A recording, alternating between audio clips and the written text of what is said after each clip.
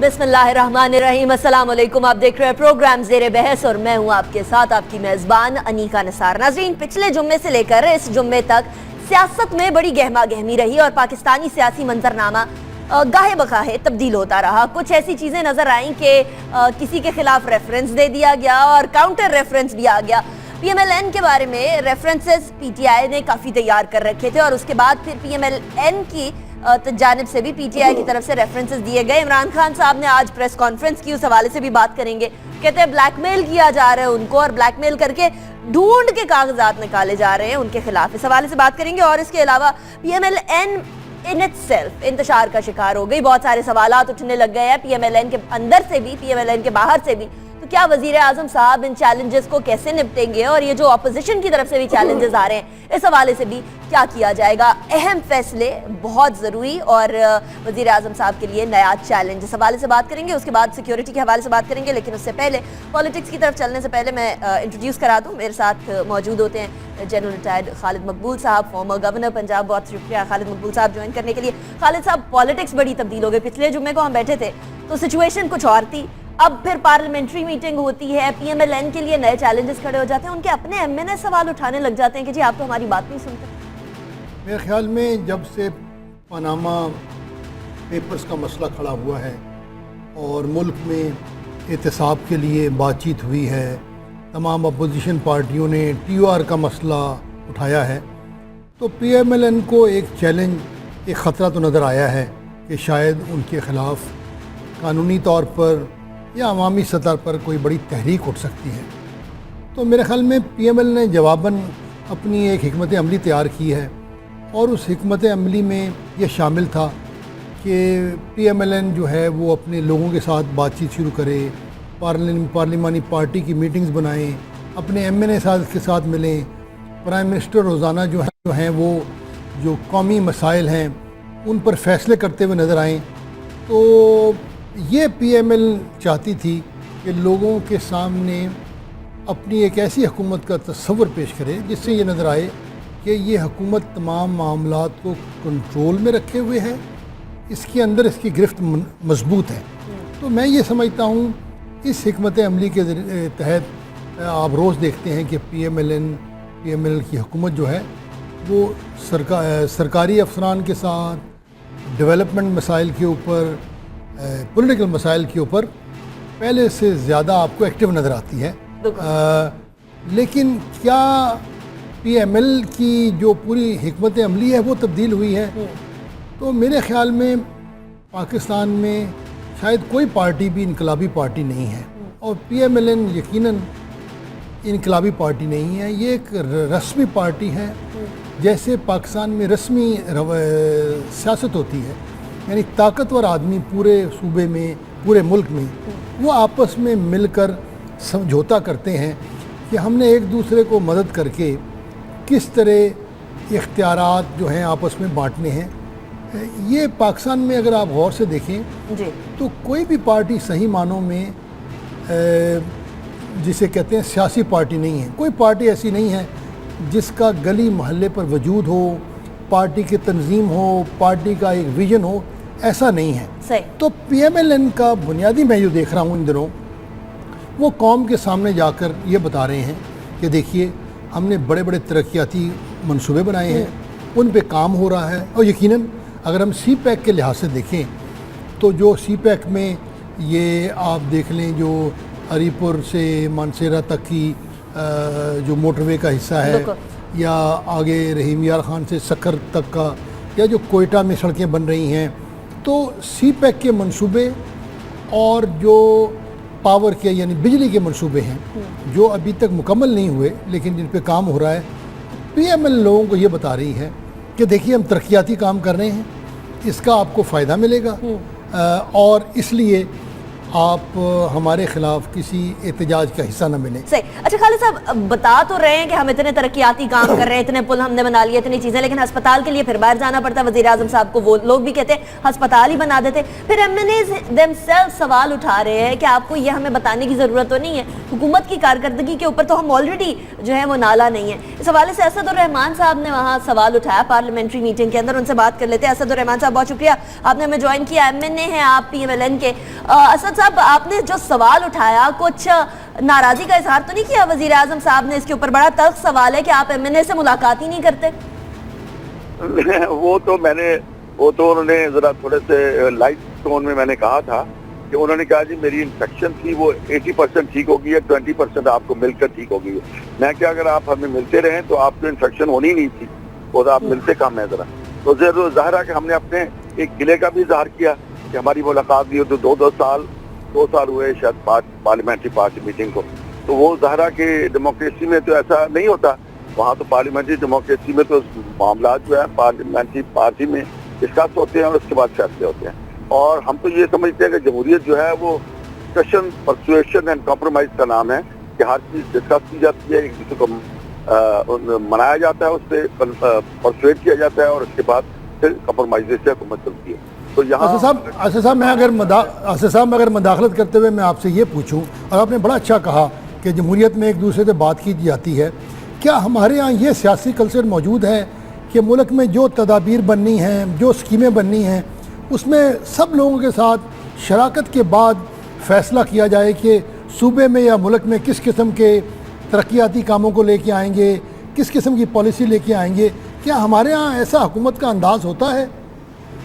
بات یہ جی کہ ہمارا جمہوریت میں ہماری تربیت نہیں ہوئی, کیونکہ ہم نے غلامی میں ہی وقت گزارا. جب پاکستان بن گیا تو اس کے بعد قائد اعظم کو تو اللہ تعالیٰ نے مہلت نہ دی, وہ اس کام کو اسٹیبلش نہ کر سکے. پھر بہت دیر آئین نہ بنا, اور اس کے بعد جب آئین بنا تو ماشاءاللہ لگ گیا.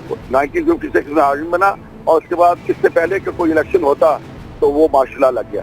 تو یہاں پر تو یہ اسی طرح رہا کہ تھوڑی سی دیر کے لیے جمہوریت آتی ہے, وہ ابھی پوری طرح اسٹیبلش نہیں ہوتی کہ ماشاءاللہ لگ جاتے ہیں. تو اس وجہ سے یہاں پر یہ جمہوری کلچر پنپ نہیں سکا. پارلیمانی جمہوریت میں ہمیشہ دیکھیں, میں سمجھتا ہوں ایمان کی حد تک میں سمجھتا ہوں, میرا یہ اس سے یقین ایمان کی حد تک ہے کہ ہماری ملک اور قوم کی بقا جمہوریت میں ہے اور پارلیمنٹری ڈیموکریسی ہمیں زیادہ سوٹ کرتی ہے.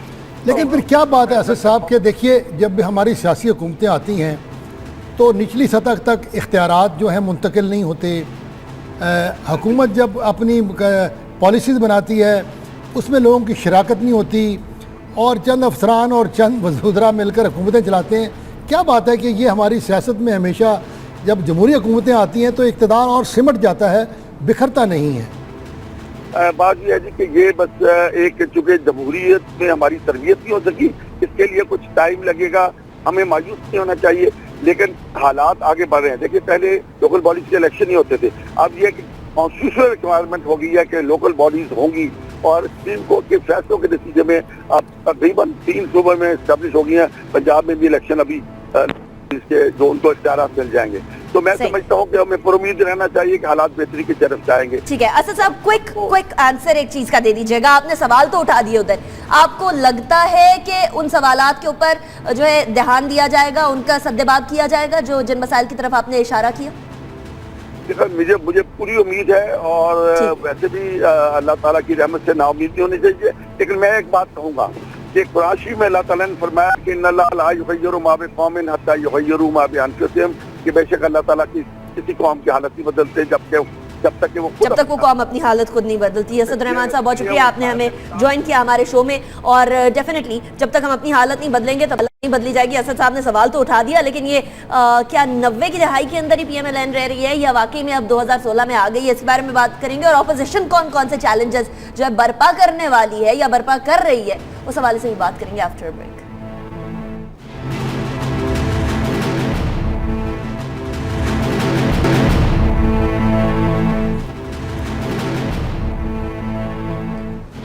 Welcome back after break. Break پہ جانے سے پہلے بات کر رہے تھے پی ایم ایل این کو درپیش مسئلے اور مسائل اور چیلنجز. تو خالد صاحب جس طریقے سے ان چیلنجز کی بات کی, پہلے بھی فورورڈ بلاک کی بات سامنے آئی, تو کیا پی ایم PMLN या नवाज शरीफ साहब वही 90 की दहाई वाली सियासत कर रहे हैं या 2016 के तकाज़ों को पूरा कर रहे हैं? मेरे ख्याल में ये कहना तो दुरुस्त नहीं होगा कि पूरा मुल्क कहीं 90 में खड़ा है। चंद चीज़ें शायद उसी वक्त की जो है वो तर्जमानी करती हैं, लेकिन बहुत कुछ तब्दील भी हुआ है मुल्क में। इस वक्त मेरे ख्याल में PMLN की ज़्यादा कोशिश ये है कि माशरे में तसादम ना किया जाए, खा वो फ़ौज के साथ हो, खा वो पीपल्स पार्टी के साथ हो, खा वो रियल एस्टेट वालों के साथ हो, ताजरों के साथ हो। PMLN जो है इस वक्त वो मुसलसल एक एडजस्टमेंट और कॉम्प्रोमाइज़ के मूड में है, क्योंकि वो समझते हैं कि उनका बड़ा दिखलावे वाला काम जो है वो उनका तरक्याती काम होगा। उनको बहुत बड़ा एक फ़ायदा हुआ, मुल्क में अमन व अमा की सूरत हाल फ़ौज और पुलिस की कुर्बानियों की वजह से बहुत बेहतर हो गई है। उसकी वजह से मुल्क में इक्तिसादी सूरत हाल, कम से कम स्टॉक मार्केट हमारी बड़ी बेहतर हुई है। तो वो समझते हैं कि ये वक्त नहीं है उनके लिए तसादम का, और वो इस वक्त ये कुछ अरसा गुजारना चाहते हैं। उनके जहन में बड़े बड़े फ़ैसले हो जाएंगे, नवंबर में बड़ी हम फ़ौज की क़यादत चेंज हो रही है, तो उनके ख़्याल में हालात उनके लिए बेहतर जा रहे हैं। सही। तो मैं नहीं समझता कि PMLN अपने आप को बहुत वल्नरेबल और इस वक्त जो है वो किसी कॉर्नर में आपने समझ रही है। बड़े दावों की बात की, तो वो तो कह रहे हैं कि हम नेक्स्ट इलेक्शन से पहले सस्ती बिजली फराहम करेंगे, लोड शेडिंग का खात्मा कर देंगे। वैसे तो ये वादे हमने इलेक्शन से पहले भी सुने थे, पूरे नहीं हो पाए, अब पता नहीं होते हैं या नहीं होते। लेकिन जहां आप कह रहे हैं तसादुम नहीं चाह रहे, वहां एक तसादुम तो अपोजिशन चाह रही है ना। अपोजिशन पैनामा लीक्स के मसले की बात करी है, पैनामा लीक्स का मसला सॉल्व नहीं किया जा रहा PMLN की तरफ से, वो TRs के ऊपर बात नहीं हो पाई, अब अपोजिशन कह रही है हम सड़कों पर आएंगे, तो तसादुम तो एक तरह से बिल्ड हो रहा है। खालिद साहब बिल्कुल आप ठीक कह रहे हैं कि, लेकिन आप देखिए उसमें पहली बात तो कि तमाम अपोजिशन की पार्टीज़ जो हैं एक बात पर जो है रज़ामंद नहीं हैं। और हाल ही में जो कराची के मसले में पीपल्स पार्टी और मुस्लिम लीग एन या वफाक के दरमियान एक समझौता था हुआ है, उससे लग रहा है कि पीपल्स पार्टी के साथ उनके मामलात बेहतर हुए हैं। तो पीपल्स पार्टी चाहती ये है, या तहरीक इंसाफ भी ये चाहती है कि कानूनी तौर पर, यानी इलेक्शन कमीशन के सामने, नैब या सुप्रीम कोर्ट के ज़रिए PMLN के ऊपर दबाव डाला जाए। तो ये अदालती दबाव बड़ा वक्त लगता है, इसमें डल सकता है, लेकिन इसके लिए अशरे कई चाहिए। तो इसलिए अपोजिशन के पास एक इशू भी है करप्शन का, वो उसको सामने लाना भी चाहते हैं। लेकिन मेरे ख़्याल में पाकिस्तान की आवाम जो इस किस्म की करप्शन है, यानी वाइट कॉलर करप्शन, बड़े आदमी की करप्शन, उनके नज़दीक पाकिस्तान में हर बड़े आदमी ने करप्शन की है। सही। इसलिए वो चंद आदमियों की करप्शन पर इतने परेशान नहीं होते। ठीक। वो थोड़ा सा इस वक्त सब मशगूल हैं अपने अपने मामलात में। तो ये जो करप्शन का इशू है इस वक्त जिस तरीके से सामने लाया गया, बदकिस्मती से यही करप्शन जब पीपल्स पार्टी ने की थी, उसको किसी और रुख से लोगों के सामने पेश किया गया। वो ऐसे लगता था कि पीपल्स पार्टी की क़यादत जो है वो रोज़ाना सौदेबाजी कर रही है, जेबें भर रही है। PMLN की करप्शन के बारे में एक और तस्वर है कि ये ढकी छुपी है, चंद लोगों की करप्शन है, इसलिए इसके ऊपर आवाम इतने मुस्तरब नहीं है। या यूँ समझ लें कि अपोजिशन लोगों को इस मसले के ऊपर सड़कों पर नहीं ला सकती। मैं आज ही सुन रहा था इमरान खान साहब एहतसाबी एहतजाज कर रहे हैं, अच्छी बात है। इन चीज़ों का असर ज़रूर हुआ है, माशरे में शऊर आया है। आप देखें जिस तरह सिंध के चीफ मिनिस्टर साहब ने कहा है कि बिल्कुल करप्शन नहीं बर्दाश्त करेंगे। तो लेकिन अपोजिशन की तमाम कोशिशों के बावजूद मैं नहीं समझता कि PMLN को कोई ऐसा ख़तरा है लाहिक जिसकी वजह से किसी वो हड़बड़ाहट का जो है शिकार हो। अच्छा, वो आपने कहा रिवायती सियासत, तो रिवायती सियासत में तो यूजुअली ये होता है ना कि आपके ऊपर एक इल्ज़ाम लगा तो काउंटर इल्ज़ाम लगा दे। अब PTI के ऊपर जो रेफरेंसेस दायर करना, वो तमाम चीज़ें जो जिसके बारे में एहतजाज भी कर रहे थे अभी थोड़ी देर पहले इमरान खान साहब, आपको लगता है ये अभी वही रिवायती सियासत है, वही इंतकामी सियासत है? देखिए, सियासी जमातों पर जब हम तनकीद करते हैं तो हमें उनको ये क्रेडिट भी देना चाहिए कि उनको सियासत बहुत अच्छी आती है, वो हमें कभी नहीं आ सकती। PMLN ने ये सही तौर पे फैसला किया है कि उनके असल मुखालिफ PTI है, इसलिए वो आज तक कभी आपने नहीं देखा, अगर उन्होंने करप्शन की बात करनी होती तो वो पीपल्स पार्टी के किस्से लाते, जमीयत इस्लाम के किस्से लाते, वो इमरान पे फोकस करते हैं। दूसरी एक और बात गौर से देखें, पाकिस्तान की सियासत अब गली मोहल्लों से निकल कर ये इलेक्ट्रॉनिक डब्बे पे आ गई है, और इलेक्ट्रॉनिक डब्बे पर दो आदमियों का खेल है। ایک اپنے بارے میں بات کرتا ہے، دوسرا اس کے خلاف بات کرتا ہے، لہذا وہ الیکٹرانک میڈیا پر جگہ لینے کے لیے عمران خان پر الزام لگاتے ہیں۔ صحیح۔ کیونکہ میں سمجھتا ہوں کہ اس وقت پاکستان میں لوگوں کا جو نظریہ ہے وہ عمران خان پر بھلے اور چیزوں پر اعتراض کریں، عمران خان کی کرپشن کے اوپر کبھی بھی وہ رضامند نہیں ہوں گے۔ اچھا، اور پی ایم ایل این کے بارے میں کیا خیال ہے آپ کا؟ پی ایم ایل این کے بارے میں لوگ رضامند ہیں کہ وہاں کرپشن نہیں؟ دیکھیے میرے خیال میں پی ایم ایل این بڑی دیر تک پاکستان میں اس کا بھی چہرہ کرپشن سے صاف نظر آتا تھا، اور اب لیکن اب جو یہ پاناما لیکس ہوئی، جس طرح عمران خان صاحب نے قصے سامنے لائے ہیں، اس سے پاکستان میں پہلی دفعہ ہوا ہے کہ تمام سیاسی پارٹیوں کے چہرے جو ہیں وہ آپ سمجھ لیں ان پہ دھبا لگ گیا ہے۔ صحیح۔ اب پاکستان کے لوگ یہ سمجھتے ہیں کہ یہ سب لوگ اپنے اپنے مفادات کے لیے آئے ہیں، چلیں تھوڑا بہت ہمارا کام ہو گیا تو ٹھیک ہے۔ یہ پاکستان میں سمجھتا ہوں جمہوریت کی تھوڑی سی ناکامی ہے، لیکن جیسے یہ پریشر پڑ رہا ہے میرے خیال میں عمران خان صاحب کو یہ کریڈٹ دینا چاہیے کہ جو انہوں نے شعور معاشرے میں پھیلایا ہے اس کی وجہ سے دیکھیں، جیسے میں نے پہلے عرض کیا کہ چیف منسٹر سندھ نے کہا کہ وہ کرپشن کے خلاف، وہ کرپشن کو سندھ میں برداشت نہیں کریں گے۔ باقی جگہوں پر بھی نیب اس کو تو آپ کو ایکٹیو نظر آتی ہے، لوگ پکڑے جا رہے ہیں، گو کہ یہ ایک علیحدہ بات ہے کہ پاکستان کا جو ہمارا احتسابی عدالتی نظام ہے اس کے ذریعے آپ بہت جلدی لوگوں کو سزا نہیں دلوا سکتے۔ آپ نے تو احتساب کا نظام جو ہے بڑے قریب سے دیکھا، چیئرمین نیب رہے ہوئے فارمر آپ، تو خالد صاحب آپ کو لگتا ہے کہ بالکل غیر جانبداری سے احتساب کا عمل آگے بڑھایا جا رہا ہے؟ آپ کو لگ رہا ہے کہ اس کے اندر کچھ بیلنس کی ضرورت نہیں ہے؟ دیکھیے چونکہ ہم چاہتے ہیں کہ پاکستان کا ہر بڑا آدمی احتساب کی زد میں آئے، اس وقت ہمارے پرانے جو 2 پرائم منسٹر تھے وہ احتساب کی زد میں ہیں، بڑے بڑے افسر جو ہیں وہ احتساب کی زد میں ہیں، فوجی جرنیلوں کو سزائیں ملی ہیں، لیکن ایک تاثر ہے پاکستان میں کہ ہر بڑے آدمی نے، ہر طاقتور آدمی نے غلط طریقے سے پیسہ بنایا ہے، اور چونکہ عوام کو آگے بڑھنے کا منصفانہ ایک طریقہ نہیں مل رہا، صحیح، وہ چاہتے یہ ہیں کہ ہر بڑے آدمی کی گردن جو ہے اسے کسا جائے۔ ٹھیک، کیا یہ متوازن نظریہ ہے یا ایک انتقامی نظریہ ہے؟ لیکن لوگ چاہتے یہ ہیں کہ بڑے بڑے آدمیوں کو پکڑا جائے، اس لیے وہ احتساب کے نظام سے مطمئن نہیں ہے، کیونکہ میں سمجھتا ہوں پہلے سے اس میں بڑی بہتری آئی ہے، اور بہتری کی گنجائش ہے، بہت زیادہ گنجائش ہے، کیونکہ کرپشن جب تک ختم نہیں ہوتی، معاشرے میں ایک منصفانہ نظام نہیں قائم ہوتا، لوگوں کو یہ احساس نہیں ہوتا کہ ان کو حق ملے گا، وہ کبھی بھی پاکستان کے ساتھ جو ہے وہ ان کی عقیدت اور ان کی نسبت مضبوط نہیں ہوتی۔ ٹھیک ہے، کیونکہ احتساب کی بات ہے تو بات پہ تو ساری عوام بولتی ہے کہ احتساب نہیں ہوگا تو پھر آگے نظام کیسے چل پائے گا، سسٹم کیسے چل پائے گا۔ سسٹم کی بات کریں گے، کچھ سیکیورٹی کے حوالے سے بھی بات کریں گے، پاکستان کے اور اس خطے کے بارے میں، لیکن ایک بریک کے بعد۔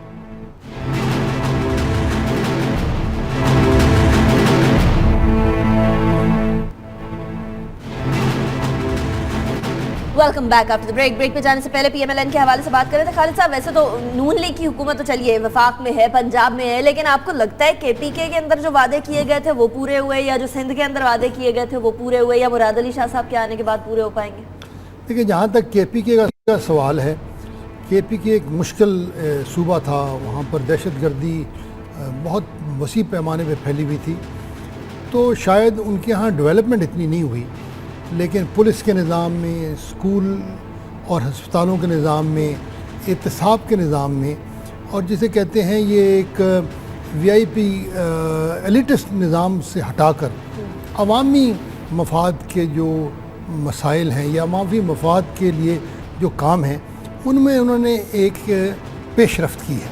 اس کا نتیجہ کیا نکلتا ہے وہ بعد میں بات ہو سکتی ہے، لیکن یہ کریڈٹ ہمیں ضرور دینا چاہیے کہ انہوں نے اپنے طرز حکمرانی کو تبدیل کر کے ایک ایسا سسٹم لانے کی کوشش کی ہے، خصوصاً ضلعی حکومتوں کے نظام کی وجہ سے، جس میں عوام کی شراکت جو ہے اس کو انہوں نے یقینی بنایا ہے۔ اس لحاظ سے میں سمجھتا ہوں کے پی کی حکومت کو کریڈٹ دینا چاہیے۔ خالد صاحب کریڈٹ تو تب دینا جب وہ باتیں کریں اور پوری کریں۔ وہ جو باتیں کرتے ہیں ہم پولیس ریفارمز لائیں گے، ہم ٹریفک کا نظام صحیح کر دیں گے، ہم تمام چیزیں، وہاں مراد سعید صاحب کے والد کو چالان ملتا ہے اور وہاں اس شخص کو جس نے چالان دیا اس کو معطل کر دیا جاتا ہے۔ چیف منسٹر صاحب کہتے ہیں عمران خان صاحب سالوں کی چیز مہینوں میں کرنا چاہ رہے ہیں، وہ نہیں ہو سکتی۔ یہ آپ کی بات بالکل ٹھیک ہے کہ ان کو اب یہ چیزیں کر کے دکھانی چاہیے، لیکن کم ذہنی طور پر انہوں نے مان کے اس کی ابتدا کی ہے جو کہ باقی صوبوں میں نہیں ہوئی. سندھ کے بہت مسئلے تھے. سندھ کا طرز حکمرانی اور گورننس بہت کمزور تھا, لیکن میں نے آج بھی ان کے نئے چیف منسٹر جو بڑے پڑھے لکھے ایک نوجوان چیف منسٹر ہے ان کی پریس کانفرنس سنی, ان کے خیالات سنے, تو ہمیں امید رکھنی چاہیے کہ وفاق ان کی مدد کرے گا, رینجرز ان کے ساتھ کھڑی ہوگی اور سندھ میں بہتری آئے گی. کیونکہ سندھ میں بڑے عرصے سے جو گورننس سٹائل ہے وہ بڑا کمزور تھا, دیہاتوں میں اسکول ہسپتال بڑے کمزور ہیں, تو ہمیں موقع دینا چاہیے کہ نئے چیف منسٹر آئے ہیں تو چند ایک پروگراموں کے بعد ہم دیکھیں گے کہ سندھ میں اس کا کیا نتیجہ نکل رہا ہے. اچھا, مراد علی شاہ صاحب نے آج جاتے ہی سب سے پہلے تو وہاں سے کنٹینر ہٹوائے جی چیف منسٹر ہاؤس کے اراؤنڈ. آپ کو لگتا ہے یہ صرف امیج بلڈنگ تک ہوگی یا نیکسٹ 2 سال 1.5 سال جتنا بھی عرصہ ہے اس کے اندر کچھ کر بھی پائیں گے؟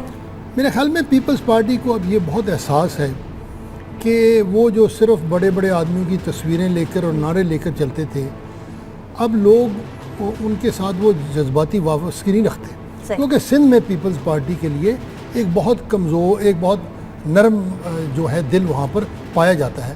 لیکن ان کو پتہ ہے کہ پورے ملک میں پیپلز پارٹی کا تقریباً صفایا ہوا ہے. اب ہم نے حال ہی میں دیکھا کشمیر میں ہوا ہے. اب ان کو سمجھ آ رہی ہے کہ صرف جذباتیت کے نعروں کے ساتھ لوگوں سے ووٹ نہیں لیے جا سکتے, ان کو کارکردگی دکھانی پڑے گی. تو میرے خیال میں وہ آہستہ آہستہ کارکردگی کی طرف جائیں گے, ورنہ جیسے کئی اور ملکوں میں ہوا ہے, انڈیا میں کانگریس پارٹی بہت پیچھے گئی ہے.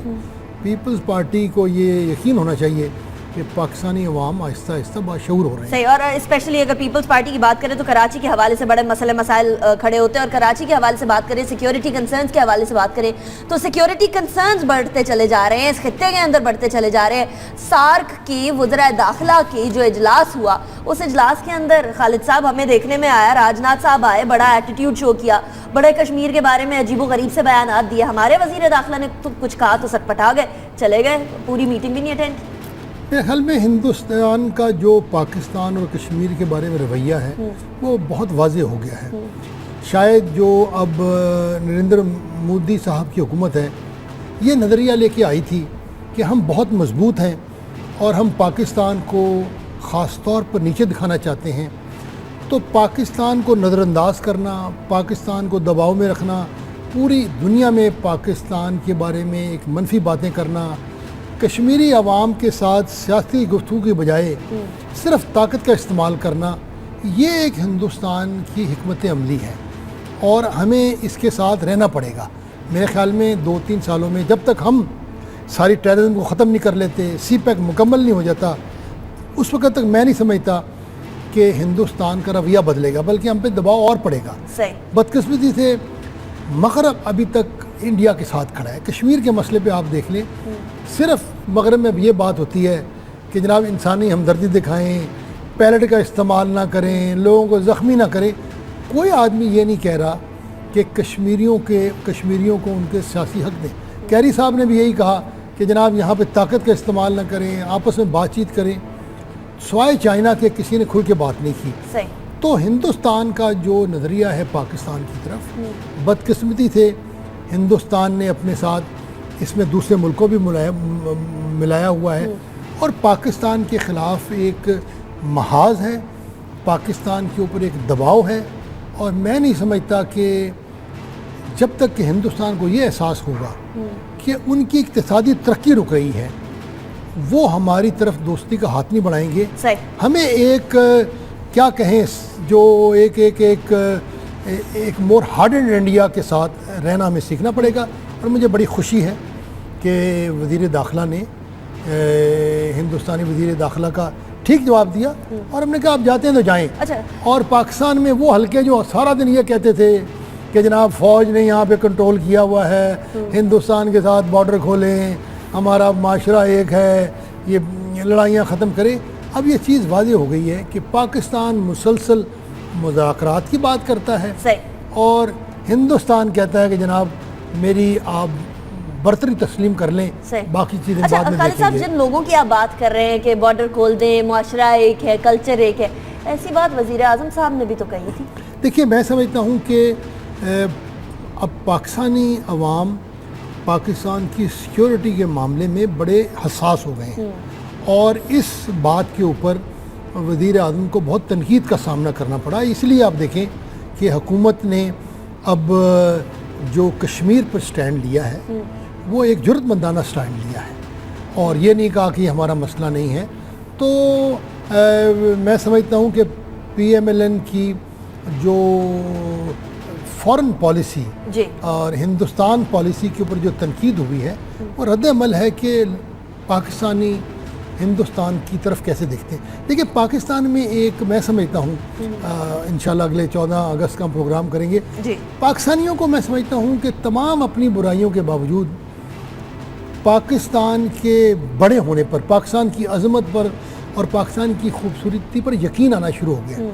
वो समझते हैं कि ये हुकूमतें जैसे भी हों ये मुल्क बड़ा मजबूत है, हम तरक्की कर सकते हैं। तो अब पाकिस्तान के बारे में लोग शीपिश नहीं है। ख़ास तौर पर मुझे ये बताया गया कि नौजवान बच्चे जो हैं वो अब कह रहे हैं कि यार who cares for this political leaders, हम इस पाकिस्तान में अपना मुकाम बनाएंगे। वो नई फिल्में बना रहे हैं, वो नए एज लेवल ले रहे हैं, क्रिकेट अच्छी खेल रहे हैं। तो पाकिस्तानी अब बुरा समझता है कि पाकिस्तान के बारे में बुरी बात की जाए। इसलिए आप देखें कि वो जो पाकिस्तानी कानूनदान में लॉयर है जिसने एक पाकिस्तानी, वो तो खैर पाकिस्तानी नहीं है, captain Humayun was an American soldier, जब उसने बात की तो पाकिस्तानी खुश हो गए कि यार देखिए हमने हमारी निस्बत से कोई अच्छी बात हो रही है।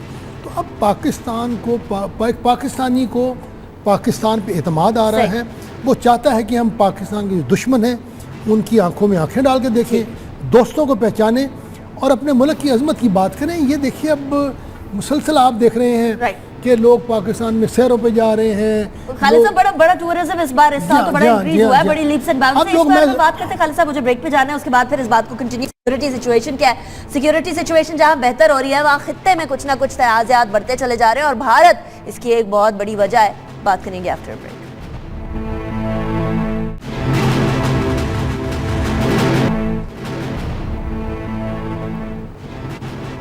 Welcome back after the break. Break पे जाने से पहले वो मजालिम जो कि इंडिया कंटिन्यूअसली कश्मीरियों के ऊपर ढा रहा है, वो मजालिम जो कि बाकी दुनिया को नजर नहीं आ रहे, वो मजालिम जिनके हवाले से पाकिस्तान आवाज उठाता है लेकिन दुनिया कान नहीं धरती, उस हवाले से बात कर रहे थे। लेकिन इंडिया की बात करें तो इंडिया एक और बात भी तो है, एक और रिटोरिक भी तो है ना उनका कि पाकिस्तान में टेररिज्म हो रही है। ये राजनाथ सिंह साहब भी आए, उन्होंने भी ये बात करने की कोशिश की। तो जो ही ये बात होती है, उनकी शायद डिप्लोमेसी बड़ी स्ट्रांग है, वहाँ अमेरिका भी डू मोर के मुतालबे करने लग जाता है। खालिद साहब वहाँ से कोएलिशन सपोर्ट फंड के $30 करोड़ जो आने थे वो रोक दिए। ये आपने बिल्कुल ठीक कहा कि अब दुनिया के लिए भी ये एक वतीरा कह लें या ये चीज़ पॉपुलर बन गई है कि सारी चीज़ों का ज़िम्मेदारी पाकिस्तान पे डाल दी जाए। लेकिन आहिस्ता आहिस्ता दुनिया में भी ये तस्वुर आ रहा है कि पाकिस्तान ने दहशतगर्दी के ख़िलाफ़ एक बहुत बड़ी कामयाबी हासिल की है। अब हमने सिर्फ इस कामयाबी को क्लोज़ करना है। क्लोज़ करने से मुराद ये है फाटा को सेटल करना है, कराची में हमने सियासी पार्टियों के साथ समझौता करना है कि दहशतगर्दी ख़त्म की जाए। बलूचिस्तान बहुत अमन आ गया है, उसको और हमने मुस्तहकम करना है। हम इन सब चीज़ों को जब एक इनकी सियासी ट्रांजिशन कर लेंगे और फिर हमारा रवैया ठीक होगा, इत्दाल पसंद कौम हो जाएगी, तो दुनिया मानेगी कि वाक़ईतन हमने दहशतगर्दी को ख़त्म किया। अभी भी वो मानते हैं, लेकिन अगर फ़र्ज़ करो वो अपना ज़िम्मेदारी ना माने तो फिर हिंदुस्तान क्या कहेगा कि ये कश्मीर में इतना बड़ा एहतजाज क्यों हो रहा है। उनके लिए सबसे आसान है कहना पाकिस्तान करवा रहा है, क्योंकि इंडिया मीडिया कह रहा है इस वक्त बॉर्डर से मुदाखलत नहीं हो रही। इसी तरह अफ़गानिस्तान में अगर अमेरिका ये नहीं कहता कि पाकिस्तान हक़ानियों को मदद दे रहा है, तो फिर वो जो $1 ट्रिलियन उन्होंने ख़र्च किया था उसको जस्टिफाई कैसे करेंगे। बहरहाल मैं समझता हूँ हमें दुनिया को और बावर कराना चाहिए। ये एक ऐसा पाकिस्तान का जो इमेज है उसको हमने बेहतर बना के दुनिया के सामने पेश करना है। और दूसरी बात, हम घबराएं नहीं। हमारा अपना घर ठीक हो गया तो फिर लोग खुद देखेंगे कि यार यूरोप में ज़्यादा दहशतगर्दी हो रही है, इंडिया में आज उनके नॉर्थ ईस्ट में इतना बड़ा मसला हुआ, अफ़गानिस्तान में रोज़ मसला होता है। تو آہستہ آہستہ دنیا دیکھے گی صحیح. کہ پاکستان جو ہے اس نے اچھا اپنی پاکستان کے ساتھ وہ سندھ والا مسئلہ نہیں ہے خالد صاحب، امیج بلڈنگ کا؟ ہم نے ابھی کچھ دن پہلے دیکھا کہ وزیر اعظم صاحب نے ایمبیسڈرز بلائے، 9 ambassadors, Washington, New York, UN، EU، بہت سارے اور ایمبیسڈرز بلائے اور ان کو بتایا کہ ڈپلومیٹک چینلز کو زیادہ اچھے طریقے سے استعمال کریں، لیکن ہمارے ایمبیسڈرز پہلے کدھر تھے؟ ان کو بتانے کی ضرورت پڑنی چاہیے کیا کہ آپ کو اپنے ڈپلومیٹک چینلز میرے خیال میں ہمیں جہاں پر ہم نے اپنی کئی اور صلاحیتوں کو آگے بڑھایا ہے، ہم نے پاکستان کی ثقافت، پاکستان کی کلچر، پاکستان کا پرفارمنگ آرٹس، پاکستان کا فیشن، پاکستان میں جو رویے ہیں ان کو دنیا کے سامنے نہیں لکھے گئے. اب وقت آ گیا ہے کہ ہم اپنے ملک میں اپنے fine arts, culture, cuisine, dress, ان سب پہ زور دیں، ان کو دنیا کے سامنے لے کے جائیں اور خاص طور کمزور طبقوں کے لیے اور بہتری کریں. یہ بھی بات درست ہے کہ چند ایک چیزوں میں ہمیں کام کرنے والا ہے. اقلیتوں کے ساتھ، غیر مسلموں کے ساتھ، خواتین کے ساتھ ہمارا سلوک بہتر ہونا چاہیے. لیکن یہ بھی حقیقت ہے کہ دنیا میں بھی آنر کلنگ ہوتی ہے لیکن ہماری ایک آنر کلنگ پر پوری دنیا کے اخبار ایڈیٹوریل لکھتے ہیں. We become a nice whipping boy جسے کہتے ہیں کہ پاکستان کو ہر آدمی جو ہے ہم پہ اپنا نقطہ ثابت کرتا ہے. جیسے ہم چل رہے ہیں آپ دیکھیے گا انشاءاللہ اگر ہم اپنے ملک میں گیمز کروائیں، خواتین کو آگے لائیں، یہ 14 اگست کے خوشیوں میں لوگوں کو شامل کریں، لاہور میں رونقیں ہوں، دنیا آہستہ آہستہ دیکھے گی کہ یار یہ ملک بدل گیا. اچھا یہ رونقیں بحال تو ہوئی ہیں Khalid Sahab to some extent, security situation بہتر ہونے کی وجہ سے، لیکن ٹیررزم ابھی بھی ہے، ابھی بھی کچھ نہ کچھ فیئر ہے. اب وہ ٹیررزم کے بارے میں جو 4 کنٹریز کا ایک اتحاد ٹائپ بنا، میکنزم تیار کیا گیا، تاجکستان، افغانستان، چائنا اور پاکستان، جس کے اندر ابھی آرمی چیف بھی گئے ہوئے تھے پچھلے دنوں. اس میکنزم کو تیار تو کر لیا گیا لیکن میکنزم بڑے بنتے ہیں، عمل درآمد کتنا ہو پائے گا on the ground? Pakistan army chief گئے اورمچی میں جہاں پہ چائنا، افغانستان، تاجکستان، چاروں ملکوں کے چیفز نے فیصلہ کیا کہ وہ دہشت گردی میں ایک دوسرے کی مدد کریں گے. بار بار کہا جاتا ہے پاکستان اکیلا ہو رہا ہے. پچھلے دنوں آرمی چیف مصر گئے، ان لوگوں نے کہا جناب ہم دہشت گردی پہ آپ کے ساتھ مل کر کام کرنا چاہتے ہیں. تو پاکستان دنیا میں اس وقت دہشت گردی کے خلاف ایک کامیابی حاصل کرتا ہوا ملک دیکھا جا رہا ہے. لیکن اس کو مکمل کامیابی بنانے کے لیے ہمیں پاکستان کا جو دوسرا روشن چہرہ ہے، جس کو بار بار میں کہتا ہوں ثقافت، کلچر، فلم، آرٹ، انسان دوستی، وہ مذہبی رویے جو حقیقتاً اسلام کی انسان دوستی کو پیش کرتے ہیں، ان کو ہم پیش کرنے میں ناکام رہے ہیں. اب چاہیے ہمیں کہ حکومت لیڈرشپ دے پاکستان کی فلم انڈسٹری کو، پاکستان کی ٹیلی ویژن کو، پاکستان کی کلچر آرٹ کو، تاکہ ہم لوگوں کے سامنے اپنا یہ ایک سافٹ امیج پیش کر سکیں. اس میں پرائیویٹلی تو بہت کام ہو رہا ہے. دیکھیے پاکستان میں مجھے یاد ہے آج سے 10 سال پہلے ہر گھر میں سٹار ٹی وی کی مصیبت ہوتی تھی. کوئی گھر جو اس کی عزت سے نہیں بچا تھا. آج اسی ہر گھر میں کرکٹ نہیں دیکھ سکتا، سارے گھر والے ہم ٹی وی دیکھتے ہیں. یہ بہت بڑے ایک چینج بھی آئی ہے، لیکن اس کو ہم نے مکمل کرنا ہے. ٹھیک ہے. اچھا اس کو مکمل کرنے کے لیے ڈیفینیٹلی خطے کے اندر امن بھی ہونا ضروری ہے، اور خطے کی بات کریں تو افغانستان کو تو ہم بھول نہیں سکتے. افغانستان کے اندر ابھی سچویشن، ابھی ہیلی کاپٹر والا واقعہ بھی ہوا خالد صاحب، جس کے بارے میں آرمی چیف نے بات کی ادھر. اب جب یہ باتیں ہمارے سامنے آ رہی ہے، طالبان کچھ ابھی بھی ان علاقوں کے اوپر کنٹرول جمائے ہوئے ہیں، تو پھر امریکہ ہم سے ڈو مور کا مطالبہ کیسے کر سکتا ہے؟ افغانستان ہم پہ کس طرح سے نکتہ چینی کر سکتا ہے؟ یہ آپ کی بات بالکل درست ہے کہ اگر افغانستان اور امریکہ نے یہ نہ سمجھا کہ طالبان کو افغانستان میں اقتدار میں شامل کرنا پڑے گا، افغانستان میں امن قائم نہیں ہوگا. مجھے اچھی بات یہ نظر آ رہی ہے کہ آہستہ آہستہ افغانستان سے امریکہ کا اثر جو ہے ختم نہیں ہو رہا، لیکن چائنا کا اثر بڑھ رہا ہے. کیونکہ چائنا کو افغانستان کی پازیٹیولی ضرورت ہے، امریکہ کو افغانستان کی نیگیٹیولی ضرورت ہے. وہ چاہتا ہے افغانستان انسٹیبل رہے تاکہ چائنا میں گڑبڑ ہوتی رہے. چائنا چاہتا ہے کہ افغانستان میں امن ہو تاکہ سی پیک جو ہے وہ افغانستان کے اندر سے بھی جائے. میری امید یہ ہے کہ ابھی پچھلے دنوں طالبان کا ایک مشن چائنا بھی گیا تھا. مجھے لگتا یوں ہے کہ آنے والے دنوں میں چائنا اس خطے میں اپنا رول پلے کرے گا. ہمیں بھی رول پلے کرنا چاہیے. ہمیں باوجود افغانستان کی تمام تنقید کے افغانستان سے تعاون کرنا چاہیے، ان کو مدد دینی چاہیے، تاکہ افغانیوں کو یہ احساس ہو کہ پاکستان اور افغانستان کا جو मुस्तकबिल है वो आपस में जुड़ा हुआ है। सही, ठीक। खालिद मकबूल साहब, बहुत शुक्रिया, आपने तमाम चीज़ों के ऊपर अपना तंजिया दिया, स्पेशल खित्ते के हवाले से। तो डेफिनेटली पाकिस्तान को अफगानिस्तान के बारे में पॉजिटिव किरदार तो अदा करना पड़ेगा। कुछ कोशिशें भी की जा रही हैं, वहाँ से नुक्ताचीनी आती है, उसको हम बाला ताक रखते हुए फिर भी मदद करने की कोशिश करते हैं। कुछ पाकिस्तान की सियासी और पाकिस्तान की सिक्योरिटी सिचुएशन आज इस शो में ज़ेर बहस रही, और पाकिस्तान की सियासी सिचुएशन को बेहतर करने के लिए सिक्योरिटी सिचुएशन बेहतर होना, और सिक्योरिटी सिचुएशन को बेहतर करने के लिए सियासी सिचुएशन बेहतर होना बहुत इंपॉर्टेंट है। कुछ विशेष साइकिल है। हमारे आज के शो से इतना ही। अपना बहुत ख्याल रखिएगा। पाकिस्तान और पाकिस्तानियों के लिए दुआ गो रहिएगा। अल्लाह हाफिज।